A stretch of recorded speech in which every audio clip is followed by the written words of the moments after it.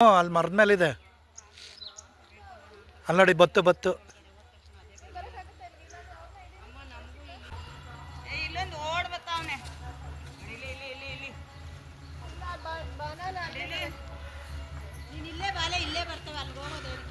ನಮಸ್ತೆ ಎಲ್ರಿಗೂ. ಎಲ್ಲರೂ ಹೇಗಿದ್ದೀರಾ?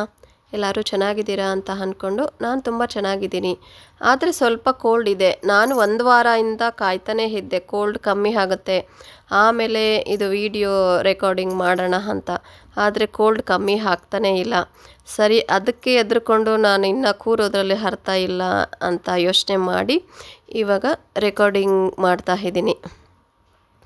ಓಕೆ, ನಾನಿವತ್ತು ನಮ್ಮೂರಿಗೆ ಬಂದಿದ್ದೀನಿ. ನಮ್ಮೂರಲ್ಲಿ ಒಂದು ಚಿಕ್ಕ ಪೂಜೆ ಇಟ್ಕೊಂಡಿದ್ರು. ನಮ್ಮ ಚಿಕ್ಕಪ್ಪ ಅವರೆಲ್ಲ ಬರಬೇಕು ಅಂತ ಕರಿತಾ ಇದ್ರು. ಹಾಗಾಗಿ ನಮ್ಮೂರು ದೇವತೆಗೆ ಒಂದು ಗಂಟೆ ಕೊಡ್ತೀವಿ ಅಂತ ನಮ್ಮ ಅಜ್ಜಿ ಹರಕೆ ಮಾಡ್ಕೊಂಡಿದ್ರಂತೆ. ಹಾಗಾಗಿ ತುಂಬ ದಿನಗಳಾಗಿತ್ತು, ತಿಂಗಳುಗಳಾಗಿತ್ತು, ಕೊಟ್ಟೇ ಇರಲಿಲ್ಲ. ಸರಿ, ಗಂಟೆನೂ ಕೊಟ್ಟಾಗುತ್ತೆ, ಪೂಜೆನೂ ಮಾಡಿಸ್ದಾಗುತ್ತೆ, ಮತ್ತು ದರ್ಶನನೂ ಮಾಡಿಕೊಂಡು ನಮ್ಮ ಚಿಕ್ಕಪ್ಪ ಅವ್ರನ್ನೆಲ್ಲ ಮಾತಾಡಿಸ್ಕೊಂಡು ಹೋಗೋಣ ಅಂದ್ಕೊಂಡು ಊರಿಗೆ ಬಂದಿದ್ದೀವಿ. ಇದು ನಮ್ಮ ಊರು, ನಾನು ಬೆಳೆದಂಥ ಊರು. ಇಲ್ಲಿ ನಮ್ಮ ಚಿಕ್ಕಪ್ಪ ಅವರೆಲ್ಲ ಇದ್ದಾರೆ. ಇದು ನಮ್ಮ ಊರ ದೇವತೆ ಮುದ್ದಮ್ಮ ಅಂತ ಹೇಳಿ. ಅಲ್ಲಿ ಗಂಟೆ ಕೊಟ್ಟು ಪೂಜೆ ಮಾಡಿಸ್ಕೊಂಡು ಇವಾಗ ಮನೆಗೆ ಬರ್ತಿದ್ದೀವಿ. ನಮ್ಮ ಚಿಕ್ಕಪ್ಪ ಅವ್ರ ಮನೆ ಇದು. ಇವಾಗ ನಮ್ಮ ಚಿಕ್ಕಪ್ಪ ಅವರು ಇಲ್ಲ, ಅವ್ರಿಗೆ ಕಿಡ್ನಿ ಫೇಲ್ಯೂರ್ ಆಗಿ ತೀರೋದ್ರು. ಆ ಸಮಯದಲ್ಲಿ ರೆಬಲ್ ಸ್ಟಾರ್ ಅಂಬರೀಷ್ ನಮ್ಮ ಊರಿಗೆ ಎಲೆಕ್ಷನ್ಗೆಲ್ಲ ಬರ್ತಾ ಇದ್ದರು, ಮತ್ತು ಅವರ ಹವಾ ಚೆನ್ನಾಗಿತ್ತು. ಮತ್ತು ನಾವೆಲ್ಲ ಅಂಬರೀಷ್ ಅಭಿಮಾನಿಗಳು ಕೂಡ. ನಮ್ಮ ಮನೆಯಲ್ಲಾಗಿರಲಿ, ನಮ್ಮ ಊರುಗಳಲ್ಲಾಗಿರಲಿ ಜಾಸ್ತಿ ಅಂಬರೀಷ್ ಅಭಿಮಾನಿಗಳು ಆವಾಗ. ಇವಾಗ ಹೇಗಿದೆ ನನಗೆ ಗೊತ್ತಿಲ್ಲ ಸರಿಯಾಗಿ. ಅವರು ನಮ್ಮ ಚಿಕ್ಕಪ್ಪಂಗೆ ಸ್ವಲ್ಪ ಅಮೌಂಟ್ ಫ್ರೀಯಾಗೆ ಕೊಟ್ಟಿದ್ದರು. ನಮ್ಮ ಚಿಕ್ಕಪ್ಪ ಏನು ಮಾಡಿದ್ರು ಅಂದರೆ, ನಾನು ಹೇಗಿದ್ದರೂ ಉಳಿಯಲ್ಲ, ಸುಮ್ಮನೆ ಆಸ್ಪತ್ರೆಗೆ ಯಾಕೆ ಕೊಡಬೇಕು ಅಂತ ಹೇಳಿ, ನನ್ನ ಹೆಂಡ್ತಿ ಒಬ್ಬ ಮಗ ಇದ್ದಾನೆ, ಅವ್ರಿಗೆ ಯೂಸ್ ಆಗಲಿ ಅಂಥೇಳಿ ಆ ದುಡ್ಡನ್ನ ಅವರು ಯೂಸ್ ಮಾಡ್ಕೊಳ್ಳಲ್ಲ. ಅವ್ರ ಹೆಂಡ್ತಿ ಮಗಗೆ ಅಂತ ಕೊಟ್ಬಿಟ್ಟು ಅವರು ಸತ್ತೋಗ್ಬಿಡ್ತಾರೆ. ಯಾಕಂದರೆ ಡಾಕ್ಟರ್ ಹೇಳಿರ್ತಾರೆ, ನೀವು ಎಷ್ಟೇ ದುಡ್ಡು ಖರ್ಚು ಮಾಡಿದರೂ ಕೂಡ 3 ತಿಂಗಳು ಉಳಿಯೋರು ಒಂದು 6 ತಿಂಗಳು ಉಳಿಸ್ಬೋದೇನೋ ಅಷ್ಟೇ ಅಂತ. ಅದಕ್ಕೆ ನಮ್ಮ ಚಿಕ್ಕಪ್ಪ ನಾಳೆ ಸಾಯೋ ಬದಲು ಯಾಕೆ ನಾನು ಇವತ್ತೇ ಸಾಯ್ತೀನಿ, ಆ ದುಡ್ಡಿದ್ರೆ ನನ್ನ ಹೆಂಡ್ತಿ ಮಗುಗೆ ಆಗುತ್ತೆ ಅಂತ ಅವರು ಆ ಥರ ಯೋಚನೆ ಮಾಡಿ ಆ ದುಡ್ಡನ್ನು ಏನು ಅಂಬರೀಷ್ ಅವರು ಕೊಡ್ತಾರಲ್ಲ, ಆ ದುಡ್ಡನ್ನು ಅವರು ಚಿಕಿತ್ಸೆಗೆ ಅಂಥೇಳಿ ಯೂಸ್ ಮಾಡ್ಕೊಂಡಿರಲ್ಲ. ಆದರೆ ನಮ್ಮ ಚಿಕ್ಕಪ್ಪ ಎಲ್ಲ ಇರುವಾಗ ಒಂದು ಹವಾ ಮೇಂಟೈನ್ ಮಾಡಿದರು ನಮ್ಮೂರಲ್ಲಿ. ಅದು ಹೇಳೋಕ್ಕಾಗಲ್ಲ, ತುಂಬ ಚೆನ್ನಾಗಿ ಮೇಂಟೈನ್ ಮಾಡಿದರು. ತುಂಬ ಚೆನ್ನಾಗಿತ್ತು ನಮ್ಮ ಚಿಕ್ಕಪ್ಪ ಅವರೆಲ್ಲ ಇರುವಾಗ. ಅವ್ರದ್ದೇ ಮಾತು ನಡೀತಾ ಇತ್ತು ಊರಲ್ಲಿ, ಮತ್ತು ಒಂದು ದೊಡ್ಡ ಸ್ಥಾನ ಅವ್ರಿಗೆ ಕೊಟ್ಟಿದ್ದರು ಊರ ಜನ. ಅವರು ಕೆಲಸಗಳಲ್ಲಾಗಲಿ, ಅವರು ಏನಾದರೂ ಊರಿಗೆ ಏನಾದರೂ ನಡಿಬೇಕು, ಆಗಬೇಕು ಕೆಲಸ ಅನ್ನೋದೇನಾದರೂ ಇದ್ದರೆ ಅವ್ರು ಮುಂದೆ ನಿಂತು ಎಲ್ಲ ಕೆಲಸಗಳನ್ನ ಮಾಡ್ತಾಯಿದ್ರು. ಸಡನ್ನಾಗಿ ಇವಾಗ ಅವರು ಹೋದ್ಮೇಲೆ ಅಷ್ಟು ಚೆನ್ನಾಗಿಲ್ಲ. ಓಕೆ, ಇಲ್ಲಿ ನಮ್ಮ ಆಂಟಿ ಜೊತೆ ಸ್ವಲ್ಪ ಮಾತಾಡಿಕೊಂಡು ಹರಟೆ ಎಲ್ಲ ಹೊಡ್ಕೊಂಡು ನಾವು ಚೆನ್ನಾಗಿರ್ತೀವಿ. ನಾವು ಟಿ ವಿ ನಡೀತಾಯಿತ್ತು ಪಕ್ಕದಲ್ಲಿ. ಇಲ್ಲ ಅಂದರೆ ನಾವೇನು ಮಾತಾಡ್ತಾಯಿದ್ದೋ, ಹೇಗೆ ಮಾತಾಡ್ತಾಯಿದ್ದೋ ಅದನ್ನೆಲ್ಲ ಹಾಗೆ ವಾಯ್ಸ್ ಬಿಡೋಣ ಅಂತ ಅಂದ್ಕೊಂಡಿದ್ದೆ. ಆದರೆ ಕಾಪಿರೈಟ್ ಬಂದುಬಿಟ್ರೆ ಸುಮ್ಮನೆ ವೇಸ್ಟ್ ಆಗಿಬಿಡುತ್ತಲ್ವ ಅನ್ನೋ ಭಯದಿಂದ ನಾನು ರಿಯಲ್ ವಾಯ್ಸ್ ತೆಗೆದ್ಬಿಟ್ಟು ನಾನು ಆಮೇಲೆ ವಾಯ್ಸ್ ಕೊಟ್ಟಿದ್ದೀನಿ. ನಮ್ಮೂರಿನ ಭಾಷೆ ಒಂಥರ ಚೆನ್ನಾಗಿರುತ್ತೆ. ಹೋಗು, ಬಾ, ಹೋಗ್ಲಾ, ಬಾರ್ಲಾ, ಹೋಗಮ್ಮಿ, ಬಾರಮ್ಮಿ ಆ ಥರ ಮಾತಾಡೋದಲ್ಲಿ ನಮಗೆ ಗೊತ್ತಿಲ್ದಿರನೇ ನಾವು ನ್ಯಾಚುರಲ್ಲಾಗಿ ಮಾತಾಡೋದಕ್ಕೆ ಸ್ಟಾರ್ಟ್ ಮಾಡಿಬಿಡ್ತೀವಿ. ಇದು ಟಿ ವಿ ಹಾಕಲಿಲ್ಲ ಅಂತ ಏನಾದ್ರು ಇದ್ದರೆ ನಮ್ಮ ಭಾಷೆನ ಕೇಳಿ ನೀವು ಖುಷಿ ಪಡ್ತಾಯಿದ್ರಿ. ಓಕೆ, ನಮ್ಮ ಆಂಟಿ ಹತ್ರ ಎಲ್ಲ ಮಾತಾಡಿಕೊಂಡು ತುಂಬ ಟೈಮಲ್ಲೇ ಕಳೆದು ಸ್ವಲ್ಪ ಜ್ಯೂಸ್ ಕುಡಿದು ಸ್ವಲ್ಪ ತೆಂಗಿನ ತೋಟ, ನಮ್ಮ ಗದ್ದೆ ಎಲ್ಲ ನೋಡ್ಕೊಂಡು ಬರೋಣ ಅಂಥೇಳಿ ಹೊರಟು. ನಾವು ಹೋಗುವಾಗ ತುಂಬ ಬಿಸಿಲಿತ್ತು, ಮತ್ತು ನಮ್ಮ ಗದ್ದೆಗಳೆಲ್ಲ ಸ್ವಲ್ಪ ದೂರನೇ ಇತ್ತು, ಮನೆಗಳಿಂದ ಸ್ವಲ್ಪ ದೂರ ಹೋಗಬೇಕಾಗಿತ್ತು. ಹಾಗಾಗಿ ನಾವು ಆಟೋದಲ್ಲಿ ಹೋದ್ವಿ. ದಾರಿಲಿ ಹೋಗುವಾಗ ಅಲ್ಲಿ ತುಂಬ ಚಿಕ್ಕ ಚಿಕ್ಕ ಮರಿಗಳು, ಕೋತಿಗಳು ಎಲ್ಲ ತುಂಬ ಇತ್ತು ಅಲ್ಲಿ. ಅದಕ್ಕೆ ಬನಾನ ಹಾಕೋಣ ಅಂತೇಳಿ ನಾನು ಅಲ್ಲಿ ಆಟೋ ನಿಲ್ಲಿಸ್ಬಿಟ್ಟು ಬಾಳೆಹಣ್ಣು ಹಾಕೋದಕ್ಕೆ ನಾನು ಹೋಗ್ತಾ ಇದ್ದೀನಿ. ನೀವು ನೋಡಿ ಎಷ್ಟು ಚಿಕ್ಕ ಚಿಕ್ಕ ಮರಿಗಳಿದೆ, ಮತ್ತು ಅಮ್ಮ ಇದ್ದಾರೆ ಅಂತ. ಅದೆಲ್ಲಿದೆಯೋ ನೀನೇ ಕಾಣಿಸ್ತಲ್ಲ, ಮರಿ ಮೇಲೆ ಹೋಯ್ತಾರೆ, ಅವಳಿಂದ ಹೋಗಿ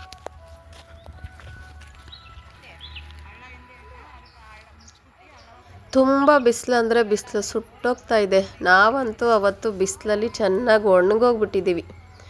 ತುಂಬ ಮರಿಗಳಂದರೆ ಮರಿಗಳು.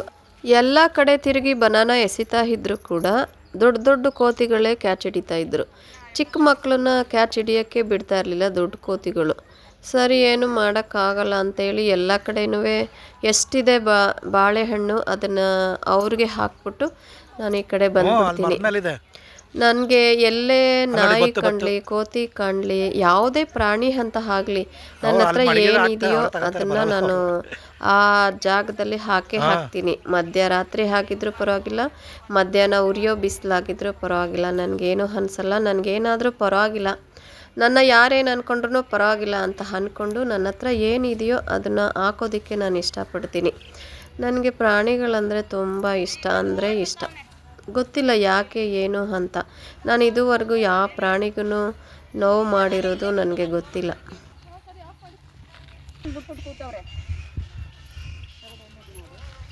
ಅವಾಗ ಅಲ್ಲಿ ಮನೆ ಇಸ್ಕೊಂಡ್ರಲ್ಲಣ್ಣ, ಅವಾಗ ಇಲ್ಲಿ ಮನೆ ಚೆನ್ನಾಗಿತ್ತು, ದೊಡ್ಡ ಮನೆ ಮಾರಾಕ್ಬಿಟ್ರು ಬರೀ 70,000ಕ್ಕೆ. ಇವಾಗ ಅವನು 4 ಲಕ್ಷ ಕೊಟ್ಟರು ಕೊಡ್ತಾ ಇಲ್ಲ. ನಾವು ಚಿಕ್ಕವರಿರುವಾಗ ರೇಷ್ಮೆ ಜಾಸ್ತಿ ಬೆಳೀತಾ ಇದ್ದೋ. ರೇಷ್ಮೆ, ಕಬ್ಬು, ತೆಂಗಿನ ತೋಟ, ಮತ್ತು ರಾಗಿನೂ ಬೆಳೀತಾ ಇದ್ದು, ಭತ್ತನೂ ಬೆಳೀತಾ ಇದ್ದು. ಚೆನ್ನಾಗಿತ್ತು. ಒಂಥರ ಬಾಲ್ಯದಲ್ಲಿರುವಾಗ ಎಲ್ಲರಿಗೂ ಚೆನ್ನಾಗಿರುತ್ತೆ. ಆದರೆ ನಮಗೆ ಗೊತ್ತಿಲ್ದಿರ ನಾವು ತಪ್ಪುಗಳು ಮಾಡ್ತೀವಿ ಕೆಲವೊಂದು. ಆ ತಪ್ಪುಗಳನ್ನ ಆಮೇಲೆ ಸರಿ ಮಾಡ್ಕೊಳಕ್ಕಾಗೋದೇ ಇಲ್ಲ. ಒಂದು ಸಮಯನೂ ಇರಲ್ಲ, ಬಾಲ್ಯನೂ ಮೀರೋಗ್ಬಿಟ್ಟಿರುತ್ತೆ. ನಾವೇನೇ ತಿಪ್ಪಲಾಗ ಹಾಕ್ಕೊಂಡ್ರು ಮಾಡಿದ್ರು ಕೂಡ ನಾವು ಮಾಡಿರುವಂತಹ ತಪ್ಪನ್ನ ಸರಿ ಮಾಡೋಕ್ಕಾಗೋದೇ ಇಲ್ಲ. ಹಾಗಾಗಿ ದಯವಿಟ್ಟು ಬೆಳೀತಾ ಇರೋ ಮಕ್ಳುಗಳಿಗೆ ನಾನು ಒಂದು ಕಿವಿ ಮಾತು ಹೇಳ್ತೀನಿ. ಬಾಲ್ಯದಲ್ಲಿ ಏನು ತಪ್ಪು ಮಾಡೋಕ್ಕೆ ಹೋಗಬೇಡಿ. ನಾಳೆ ಯಾರು ನೋಡಿದ್ದಾರೆ ಚೆನ್ನಾಗಿರೋಣ, ಇವತ್ತು ನಮಗೇನು ಬೇಕು ಅದು ತಗೊಳ್ಳೋಣ ಅಂತ ಮಾತ್ರ ಅನ್ಕೋಬೇಡಿ. ಬಾಲ್ಯದಲ್ಲಿ ನಾವು ಎಷ್ಟು ಚೆನ್ನಾಗಿ ಯೂಸ್ ಮಾಡ್ಕೊಳ್ತೀವೋ ಟೈಮ್ನಾಗಿರಲಿ, ಮತ್ತು ನಮ್ಮ ಜೀವನ ಶೈಲಿ ಆಗಿರಲಿ, ಹೇಗೆ ನಾವು ಕಂಡುಕೊಳ್ತೀವೋ ಅದ್ರ ಮೇಲೆ ನಿಮ್ಮ ಲೈಫ್ ತುಂಬ ಚೆನ್ನಾಗಿರುತ್ತೆ ಅಂತ ನಾನು ಹೇಳೋದಕ್ಕೆ ಇಷ್ಟಪಡ್ತೀನಿ. ಸರಿ, ಅಲ್ಲಿ ಜಮೀನ್ ಹತ್ರ ಹೋಗಿ ತೋಟಗಳನ್ನೆಲ್ಲ ನೋಡಿಕೊಂಡು ಇಲ್ಲಿ ನಮ್ಮ ಅತ್ತೆ ಮನೆ ಹತ್ರ ಬಂದೋ. ಅತ್ತೆ ಮನೆ ಹತ್ರ ಬಂದರೆ ನಮ್ಮ ಅತ್ತೆ ಮಗಳಿಗೆ ಡೆಲಿವರಿ ಆಗಿತ್ತು. ಸರಿ, ಅವಳನ್ನ ನೋಡಿಕೊಂಡು ಮಗುನ ಮಾತಾಡಿಸ್ಕೊಂಡು ಹೋಗೋಣ ಅಂತ ಬಂದೋ. ಇಲ್ಲಿ ಚಿಕ್ಕ ಪಾಪು, 2 ತಿಂಗಳು ಮಗು. ವಿಡಿಯೋ ಎಲ್ಲ ತೆಗಿಯೋಕ್ಕಾಗಲಿಲ್ಲ ಅಂದರೆ ವಿಡಿಯೋ ನಾನೇ ಬೇಕು ಅಂತ ತೆಗೆದಿಲ್ಲ. ಚಿಕ್ಕ ಮಗು ಅಲ್ವಾ, ಯಾವುದೇ ಥರ ನಾಳೆ ದಿವಸ ಪ್ರಾಬ್ಲಮ್ ಆಗಬಾರ್ದು ಅಂತ ಅಂದ್ಕೊಂಡು ನಾನು ವಿಡಿಯೋ ಒಳಗಡೆ ಹೋಗ್ತಿದ್ದಂಗೆ ವಿಡಿಯೋ ಆಫ್ ಮಾಡಿದ್ದಾಯಿತು. ವಿಡಿಯೋ ಏನು ಬೇಡ ಅಂತ. ನಂದು ಹಳೆ ವೀಡಿಯೋದಲ್ಲಿ ಆದರೆ ನಮ್ಮ ಅತ್ತೆ ಮಗಳನ್ನ ನೋಡೇ ಇರ್ತೀರ. ನಮ್ಮ ಅತ್ತೆ ಮಗಳು ಫೋಟೋಸ್ ವೀಡಿಯೋಸ್ ಎಲ್ಲ ನಾನು ಹಾಕಿದ್ದೀನಿ. ಸರಿ, ಅತ್ತೆ ಮನೇಲಿ ಅತ್ತೆ ಮಾವನ್ನ ಮಗಳನ್ನ ಎಲ್ಲ ಮಾತಾಡಿಸ್ಕೊಂಡು ಮಗುನೂ ಕೂಡ ನೋಡಿಕೊಂಡು ಇನ್ನೂ ಸ್ವಲ್ಪ ಟೈಮ್ ಇತ್ತು. ಸರಿ, ದೇವಸ್ಥಾನಕ್ಕೆ ಹೋಗೋಣ. ಬಿದನಗೆರೆ ಚಾಮುಂಡೇಶ್ವರಿ ತುಂಬ ಪವಾಡ ನಡೆಯುತ್ತೆ, ತುಂಬ ಚೆನ್ನಾಗಿದೆ, ಹೊಸ್ದಾಗಿ ಕಟ್ಟಿದ್ದಾರೆ ಅಂತ ಎಲ್ಲರೂ ಹೇಳ್ತಾಯಿದ್ರು. ನನಗೆ ಬರೋಕ್ಕೆ ಟೈಮ್ ಇರಲಿಲ್ಲ. ಮತ್ತು ಇವಾಗ ಸ್ವಲ್ಪ ಟೈಮ್ ಇದೆ, ಹೋಗ್ಬಿಟ್ಟು ದೇವ್ರ ದರ್ಶನ ಮಾಡ್ಕೊಂಡು ಬರೋಣ ಅಂತ ಅಂದ್ಕೊಂಡು ಅಲ್ಲಿಂದ ಹೊರಟ್ವಿ ಬೇಗನೆ. ಯಾಕಂದರೆ ಇವತ್ತು ಎಲ್ಲೆಲ್ಲಿ ಏನೇನು ಮಾಡಬೇಕು ಎಲ್ಲ ಇವತ್ತೇ ಮಾಡಿ ಮುಗಿಸ್ಬಿಡೋಣ, ಎಷ್ಟು ಸುಸ್ತಾದರೂ ಪರವಾಗಿಲ್ಲ ಅಂತ ತಲೆಯಲ್ಲಿ ಮುಂಚೆನೇ ಫಿಕ್ಸ್ ಮಾಡ್ಕೊಂಡಿದ್ದೆ. ನಾಳೆ ಫುಲ್ ರೆಸ್ಟಲ್ಲಿರೋಣ, ಇವತ್ತು ಎಲ್ಲೆಲ್ಲಿ ಏನೇನು ಕೆಲಸ ಆಗುತ್ತೋ ಅದೆಲ್ಲನೂ ಮುಗಿಸ್ಬಿಡೋಣ ಅಂತ ಅಂದ್ಕೊಂಡು ಇವತ್ತು ರಾತ್ರಿ ಆದರೂ ಪರವಾಗಿಲ್ಲ ಅಂತ ಅಂದ್ಕೊಂಡು ಈ ದೇವಸ್ಥಾನಕ್ಕೆ ಬಂದಿದ್ದೀವಿ. ಇಲ್ಲಿ ಬಂದು ನೋಡಿದರೆ ಯಾವ ಕಡೆ ನೀವು ತಿರುಗಿ ನೋಡಿ ತೆಂಗಿನಕಾಯಿ ಕಟ್ಟಿರೋದೇ ಕಾಣಿಸ್ತಾ ಇತ್ತು. ಅಲ್ಲಿ ವಿಶೇಷತೆ ಏನಪ್ಪ ಅಂತಂದರೆ ಹರಕೆ ಮಾಡಿಕೊಂಡು 9, 11, 21 ಆ ಥರ ತೆಂಗಿನಕಾಯಿನ ಕಟ್ತಾರಂತೆ. ಏನಪ್ಪ ಹರಕೆ ಅಂದರೆ ಅವ್ರೇನಾದರೂ ಹರಕೆ ಮಾಡ್ಕೊಳ್ತಾರಂತೆ. ನಮಗೆ ಈ ಕೆಲಸ ಆದರೆ 9 ತೆಂಗಿನಕಾಯಿ ಕಟ್ತೀವಿ, ಅಥವಾ ಫಸ್ಟೇ ತೆಂಗಿನಕಾಯಿ ಕಟ್ಟಿಬಿಡ್ತೀವಿ, ನಮಗೆ ಈ ಕೆಲಸ ಮಾಡಿಕೊಡು ಅನ್ನೋ ಥರ ಏನೋ ಇಲ್ಲಿ ಸಂಪ್ರದಾಯ. ಹಾಗಾಗಿ ಕಾಯಿಗಳನ್ನ ತುಂಬ ಜನ ಬಂದವರೆಲ್ಲ ಇಲ್ಲಿ ಹರಕೆ ಮಾಡಿಕೊಂಡು ಕಾಯಿನ ಕಟ್ತಾರೆ. ಅದಕ್ಕೆ ಯಾವ ಕಡೆ ನೀವು ತಿರುಗಿ ನೋಡಿ ಎಲ್ಲ ಕಡೆ ತೆಂಗಿನಕಾಯಿನೇ ಕಾಣಿಸ್ತಾ ಇರುತ್ತೆ. ಅಲ್ಲಿ ಚಾಮುಂಡೇಶ್ವರಿ ಏನು ನಿಂತಿದ್ದಾರಲ್ಲ ಅವ್ರನ್ನ ನೋಡೋಕ್ಕೆ ಒಂಥರ ಚಂದ. ಬೆಟ್ಟದ ಹಿಂದೆಗಡೆ ಅವರೇ ಡೈರೆಕ್ಟಾಗಿ ಹೋಗಿ ನಿಂತ್ಕೊಂಡಿದ್ರೆ ಹೇಗೆ ಕಾಣಿಸುತ್ತೋ ಆ ಥರ ಚೆನ್ನಾಗಿದೆ, ತುಂಬ ಚೆನ್ನಾಗಿದೆ. ರಾತ್ರಿ ಆದ್ರೆ ಲೈಟ್ ಹಾಕಿ ನೀರು ಬರುತ್ತಂತೆ. ನಾವು ರಾತ್ರಿ ಎಲ್ಲ ಇರೋಕ್ಕಾಗಲಿಲ್ಲ, ತುಂಬ ಟೈಮ್ ಆಗಿಬಿಡುತ್ತೆ ಮನೆಗೆ ಹೋಗೋದಕ್ಕೆ ಅಂತ ಹೇಳಿ ಸ್ವಲ್ಪ ಟೈಮ್ ಇದ್ದು ದೇವ್ರನ್ನೆಲ್ಲ ನೋಡಿಕೊಂಡು ಅಲ್ಲೇ ಸ್ವಲ್ಪ ಹೊತ್ತು ಕೂತು ಒಂಥರ ಖುಷಿ ಆಗುತ್ತೆ, ಒಂಥರ ಸಮಾಧಾನ ಆಗುತ್ತೆ. ಅಲ್ಲೆಲ್ಲ ನೋಡಿಕೊಂಡು ಅಲ್ಲಿ ಇನ್ನೊಂದು ವಿಶೇಷತೆ ಇದೆ. ಇಲ್ಲಿ ಇದ್ದಾರಲ್ಲ ಬಸವ, ಆ ಬಸವ ಎಲ್ಲರ ಕೈ ಮೇಲೆ ಕಾಲಿಡ್ತಾರಂತೆ. ಕಾಲಿಡೋ ಉದ್ದೇಶ ಏನಾದರೂ ಹರಕೆ ಮಾಡಿಕೊಂಡು ಕೈ ಕೊಟ್ಟರೆ ಆ ಬಸವಪ್ಪ ಅವ್ರ ಕೈ ಮೇಲೆ ಕಾಲಿಟ್ಟರೆ ಆ ಕೆಲಸ ಆಗುತ್ತೆ ಅಂತ ಹೇಳಿದರು. ಸರಿ, ನಾವಿಲ್ಲಿ ಬಂದು ನೋಡಿದೆ, ನಾನು ನೋಡೋಣ ಪರೀಕ್ಷೆ ಮಾಡೋಣ ಅಂತ. ಆದರೆ ಬಸವಪ್ಪ ಬೆಳಗ್ಗೆಯಿಂದ ಆ ಥರ ಎಲ್ಲರ ಕೈ ಮೇಲೆ ಕಾಲಿಟ್ಟು ತುಂಬ ಸುಸ್ತಾಗಿ ಮಲಗಿದ್ದಾರೆ ಅಂತ ಹೇಳಿದ್ರು. ಸರಿ, ಅವರ ಆಶೀರ್ವಾದ ಹಾಗೇ ತೊಗೊಂಡು ಹೋಗೋಣ ಅಂಥೇಳಿ ಅವ್ರನ್ನ ಮುಟ್ಟಿ ನಮಸ್ಕಾರ ಮಾಡಿಕೊಂಡು ಇವಾಗ ಹೊರ್ಗಡೆ ಬಂದುಬಿಡ್ತೀನಿ. ಹೊರ್ಗಡೆ ಬಂದು ಇಲ್ಲಿ ನೋಡಿದ್ರೆ ಏನಿಲ್ಲಿ ಕಲ್ಲು ಇದೆಯಲ್ಲ, ಅಲ್ಲಿ ಕಲ್ಲು ಹತ್ರ ಎಲ್ಲರೂ 1 ರೂಪಾಯಿ ಕಾಯಿನು, 2 ರೂಪಾಯಿ ಕಾಯಿನು, 5 ರೂಪಾಯಿ ಕಾಯಿನು ಅಂಟಿಸ್ತಾ ಇದ್ರು ಏನು ಅಂತ ಕೇಳಿದರೆ, ಇಲ್ಲಿ ಏನಾದರೂ ಮನಸ್ಸಲ್ಲಿ ಏನಾದರೂ ಅಂದ್ಕೊಂಡು ಅದನ್ನು ಅಂಟಿಸಿದ್ರೆ ಅದು ಅಂಟ್ಕೊಳ್ಳುತ್ತೆ, ಇಲ್ಲ ಅಂದರೆ ಕೆಲಸ ಆಗಲ್ಲ ಅಂದರೆ ಬಿದ್ದೋಗುತ್ತೆ ಅಂತ ಹೇಳಿದ್ರು. ಕಾಸ್ಗೆ ಏನಾದರೂ ಹಾಕ್ಕೊಂಡಿರ್ತಾರ ಗಮ್ಮು ಅಥವಾ ಬೇರೆ ಏನಾದರೂ ಅಂದರೆ ಏನೂ ಹಾಕ್ಕೊಂಡಿರಲ್ಲ. ಸುಮ್ಮನೆ ಕಾಯನ್ನು ತಗೊಂಡು ಆ ಕಲ್ಲ ಮೇಲೆ ಏನೋ ಮನಸ್ಸಲ್ಲಿ ಅಂದ್ಕೊಂಡು ಅಂಟಿಸ್ತಿರ್ತಾರೆ. ಕೆಲಸ ಆಗುತ್ತೆ ಅಂದರೆ ಆಗುತ್ತೆ, ಅಂಟ್ಕೊಳ್ಳುತ್ತೆ, ಆಗಲ್ಲ ಅಂದರೆ ಬಿದ್ದೋಗುತ್ತೆ ಅನ್ನೋ ಥರ ಶಾಸ್ತ್ರ ಅಲ್ಲಿ.